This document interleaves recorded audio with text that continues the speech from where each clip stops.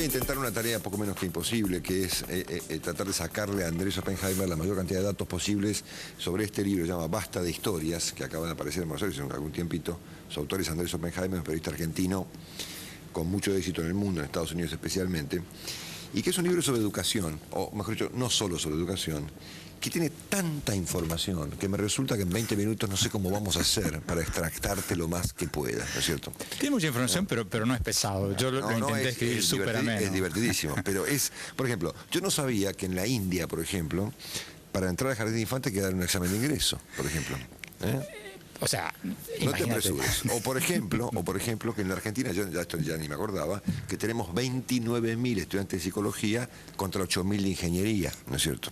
O que se reciben 2 de cada 10 estudiantes de la Universidad de Buenos Aires, a la que el libro califica, en términos de una persona que citó así, a la UBA como una gran playa de estacionamiento, ¿no es cierto? Bueno, Marcelo, también digo cosas positivas. Sí, bueno. por supuesto, sin duda. Pero bueno, ciertamente el libro es muy impactante y me parece interesante, es muy provocador, ¿no es cierto? Es una gran provocación para discutir la educación. Pero para ahí, antes de meternos en tu libro, contestame 2 preguntas, ¿puede ser? Dale. Bueno, ¿qué pasa con Obama? Obama... ¿Tan mal está? La derecha lo está atacando muchísimo. Los republicanos están usando cualquier excusa para pegarle. Yo no creo que esté tan mal. Yo creo que si la economía repunta, Obama es reelecto. Tiene muchos méritos. Uno de ellos, del que hablo en el libro, es precisamente en materia de educación. En lugar de tener un discurso triunfalista, estamos bien, nuestros científicos triunfan en el mundo, etcétera, etcétera. No, les va mal a ellos. Él está diciendo, aunque Estados Unidos está de lejos por encima de todos en el mundo, tiene lo que yo llamo en el libro paranoia constructiva, eso que tienen los chinos, eso que tienen los indios. Piensa que los demás están mejor. Y lo dice, se lo dice a la gente. Estamos mal. En el test PISA que acaba de salir, los chinos, los coreanos, los estos, los otros nos están pasando por arriba. Pero contestando tu pregunta, Marcelo, la política en Estados Unidos, como en cualquier parte, es un péndulo. Los republicanos estaban fuera del poder, vino una crisis económica terrible, la del 2008, y les pegaron y ganaron las elecciones legislativas, pero si la economía repunta en el 2012, no me extrañaría que Obama sea electo. Tipo, un caso parecido al de Clinton, digamos, con una caída inicial y un repunte posterior. Exactamente. En 1994, Clinton perdió las elecciones intermedias, lo hicieron pomada, y a los 2 años fue reelecto. Entonces, Obama en este momento políticamente está golpeado, pero yo no descartaría para nada que sea reelecto. Bueno, 2 preguntas breves sobre Wikileaks antes de meternos en tu libro. ¿Por qué crees que a Estados Unidos finalmente le va a hacer bien lo que, porque te leí, obviamente, en tu último artículo? Marcelo, a propósito de estas revelaciones.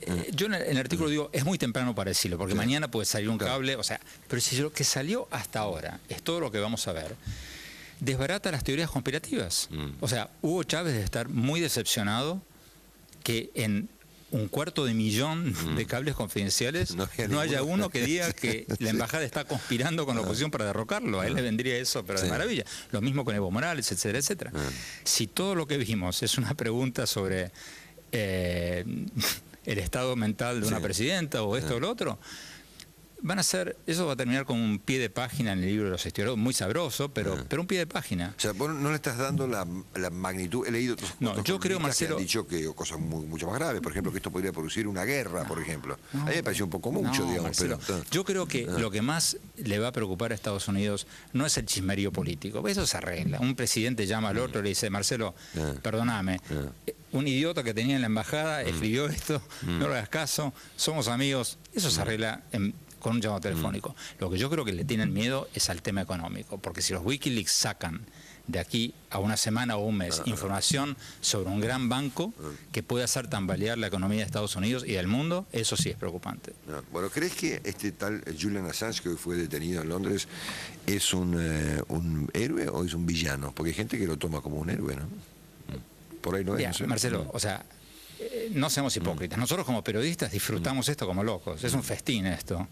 Nosotros vimos tratando de sacar información. La verdad, es verdad lo que dice Andrés. O sea, pero nosotros es un festín. Ahora, si esto, por ejemplo, se traduce en que un banquero, por ejemplo, empiece a sacar nombres o sea, acá hay temas, o por ejemplo, que se exponga la vida de la gente. Porque una cosa es saborear, para nosotros los periodistas, una información jugosa sobre un presidente, o que el rey de Arabia Saudita le esté implorando a Estados Unidos a atacar a Irán, con Irán, claro, etcétera, etcétera. Ese ha sido tal vez el dato casi más relevante de todo lo que se han conocido en Wikileaks. Todos lo sabíamos. En realidad estos cables confirman lo que sabíamos, más que revelan cosas nuevas.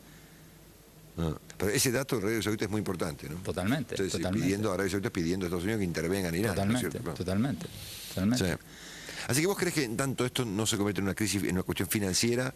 Siempre y cuando no saben más, porque no sabemos. Pero yo hablé con algunos colegas que son los que están revisando esto. Y por lo que me dijeron, yo creo que están sacando los más importantes. Si tuvieran, ellos actúan como nosotros. O sea, si tuvieran una información bien caliente, la sacarían mucho antes. Sí. A menos que salga porque tampoco los han revisado todos. O sea, esto puede cambiar en 3 horas. Pero si lo que vemos ahora es el tenor de todo lo que va a salir, yo creo que en 6 meses estamos hablando de otra cosa, sino antes. Sí, claro. Ahora, tal vez, Andrés, de no existir Assange y Wikileaks, y esta información hubiese llegado directa de alguna fuente X a un diario, por ejemplo, el Washington Post, el New York Times, el tuyo o este canal, y no hubiese un sujeto tan particular como este Julian Assange en el medio, no habría presos, digamos, ¿no? Pero igual, Marcelo, yo creo que todas estas cosas son nimiedades. Y yo en el libro hago un poco mea culpa, diciendo que los periodistas hablamos de nimiedades. Lo que va a sacar de la pobreza a nuestros países no es si el presidente tal dijo tal cosa o si el gobierno tal piensa. O sea, estamos dejando de reportar la noticia más importante para el crecimiento económico y la reducción de la pobreza de nuestros países. Cosa que no ocurre en Asia. Mira, en este libro yo me fui a China, me fui a India, me fui a Singapur. 5 años. 5 años estuve haciendo este libro. Me fui a China, fui a Singapur, fui a India, fui a Finlandia, fui a Israel. Después vine a Argentina, fui a México, fui a Brasil, fui a Chile, fui a varios países de América Latina. Lo que quise ver es qué están haciendo los países que más avanzan y más reducen la pobreza. Y son países que no tienen nada que ver políticamente. China es una dictadura de izquierda, Singapur es una dictadura de derecha, Chile una democracia, Finlandia una democracia. Bueno, tienen una sola cosa en común. Todos le están apostando a la educación, la ciencia y la tecnología, pero a la calidad educativa.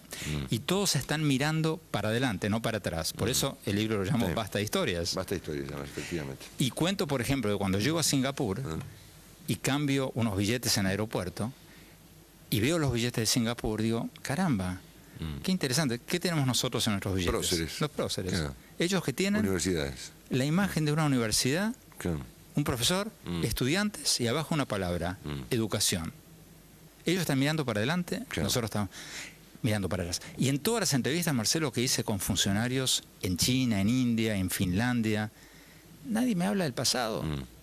Cuando vas a las librerías, no ves libros. Ojo, yo no digo que esté mal la historia, ¿no? O sea, nuestros países tienen historias muy ricas. No es una cuestión de olvidarse lo que pasó. No, claro. Pero cuando una obsesión exagerada por el pasado te distrae sin duda de la tarea de convertir a la educación, la innovación, la ciencia y la tecnología en el centro de la agenda política de tu país, estás embromado. Bueno, la frase que más me impresionó, dicha por alguien en tu libro, la dijo Bill Gates. ¿No? Vos lo entrevistaste en la televisión en Estados Unidos. Sí, lo tuve en mi programa de televisión y lo entrevisté antes, un rato así hablando. ¿La podés contar vos la frase? Porque me imagino que te la acordás, era de la humildad, ¿no es cierto? Sí, le pregunté esto mismo que estamos hablando, Marcelo. Le pregunté, bueno, a ver, Gates, usted que viaja por el mundo, que pone empresas en todos lados, que habla con todos los líderes políticos, ¿qué es lo que diferencia a los países que más avanzan y más reducen la pobreza de los otros? Y él pensó y dijo, la humildad. Y al principio no lo entendí. Me imagino, claro. O sea, pero después, pero después me empecé a pensar y me di cuenta que tiene toda la razón del mundo. Porque es lo que él me dijo, pero después lo comprobé en carne propia cuando fui a China, cuando fui a todos estos países. Cuando voy a China y hablo, yo fui a China a preguntarles a los funcionarios del Ministerio de Educación, al ministro de Educación, ¿cómo hacen ustedes para mejorar tanto la calidad educativa, para salir primeros en el test PISA internacional que salió hoy, dicho sea de paso? Y ellos me dicen, no, la verdad que nosotros no estamos tan bien. Usted tendría que ir a India, en India la están haciendo mucho mejor. Entonces me voy a India, hablo con el ministro de Educación, le hago la misma pregunta y me dice, bueno, en realidad Singapur la está haciendo. Me voy a Singapur. Bueno, Entonces, estos países tienen paranoia constructiva. Viven pensando que el de al lado la está haciendo mejor. Y viven obsesionados con el que el país de al lado o el competidor está educando mejor a su gente, creando más ingenieros, más científicos, más técnicos. Y esa paranoia constructiva, esa humildad, hace que se superen cada vez más y sean cada vez más ricos y reduzcan cada vez más la pobreza. Y Gates me decía que Estados Unidos tenía esa humildad en la época en que pensaba que los japoneses le estaban pasando por encima, tenía esa humildad cuando pensaba que los rusos lo estaban pasando por encima, aunque no lo estaban pasando por encima, y que ahora le falta un poco de eso. Y Obama, curiosamente, está haciendo un buen papel en eso. Obama está saliendo a decir, estamos mal. El libro